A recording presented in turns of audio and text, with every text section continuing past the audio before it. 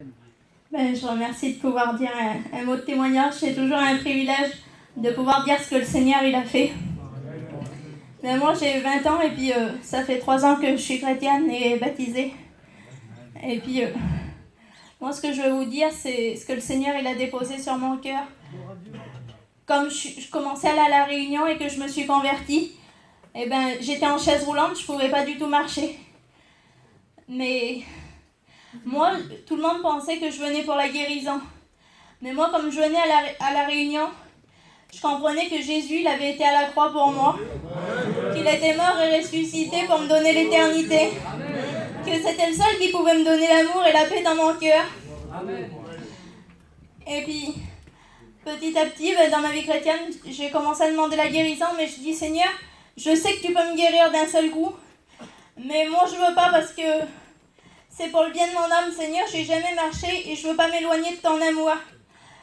Mais ça, si c'est pas le Seigneur qui nous le fait dire, si c'est pas sans plan, on peut pas le dire de nous-mêmes. Parce que dire qu'on veut être guéri étape par étape, c'est pas possible humainement de le dire et de le comprendre. Mais quand le plan de Dieu, derrière, notre intelligence, elle est réduite. Mais l'intelligence du Seigneur, elle est beaucoup plus grande que ça. Amen. Derrière des épreuves, mon épreuve pour moi, c'est ma plus grande bénédiction qu'il y a eu. Vous savez, au milieu des problèmes, c'est là où il y a la paix. C'est là qu'on voit qu'il y a la présence de Jésus. Même quand tout s'écroule, le Seigneur, il est là. Et sa présence, elle est là. Et puis, il y a que ça qui compte.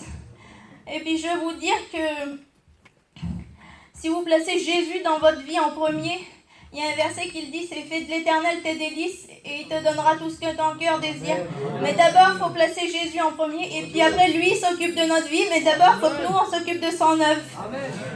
Et puis, que Dieu vous bénisse. Le carburant de ma vie, c'est la foi. Amen.